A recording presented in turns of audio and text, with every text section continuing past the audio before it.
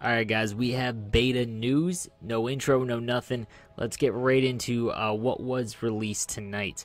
So everyone, we are getting a beta tuner based on the feedback from you guys. So again, thank you, you're actually being heard by EA, and we can confirm that based on all of the feedback that we've gotten from all the game changers, all the stuff on Twitter, EA forums, Reddit, has all been heard, and they're going to adjust the game and actually allow for an extended beta of 1 day. The beta will be extended by 24 hours, and it will now end at August 3rd at 11:59 Pacific time.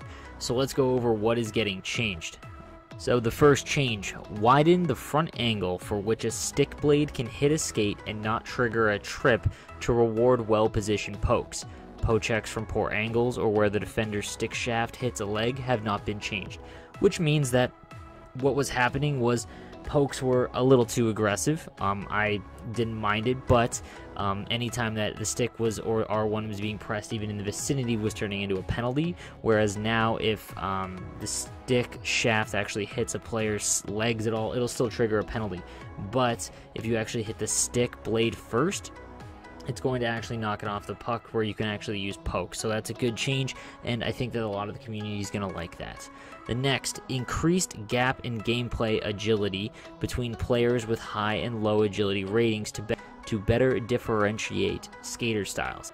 So what was happening was guys with high agility and players with low agility, there wasn't a wide enough gap that was noticeable that was happening in Versus, and this is going to definitely impact how you play, especially if you're used to the bigger players and guys on certain teams that are much bigger. It's going to reward the smaller ones and actually give them that quick first step that they deserve because of the rating. So you're going to notice a definite improvement when it comes to the smaller guys, and definitely a slower first step and whatnot. A slower stop-start with bigger guys like Brent Burns and things like that. So this is a good change, and it should definitely impact gameplay. Tuned stamina in NHL 1s to align with burn recovery rates in EA Sports Hockey League.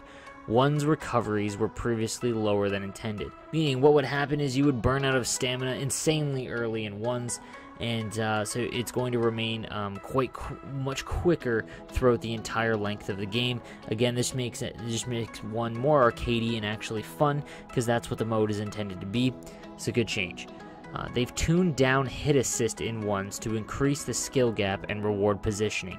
What was happening is you would go to hit and it would kind of just suck you into the actual hit. Now you've got to line it up. So if you're chasing someone, you've got to stop and just kind of be in better position, because it's not going to almost auto hit you into the player.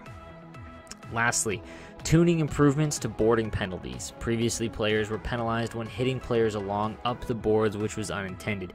Meaning that if you hit someone into the boards, what was happening is you were getting a boarding penalty even if you hit him square in the face, which is obviously a good adjustment. So it looks like this should stop the insane amount of power plays that people were getting. Again, I didn't really side on that, or I wasn't really on that side, but from the community, this is going to be pretty good changes. So guys, stay tuned. I'll get you information as soon as I hear it. This was just literally dropped to us tonight, and yeah, make sure you enjoy that beta and give us some feedback within the next day. All right, guys, I'm No Sleeves 12. Stay sweet.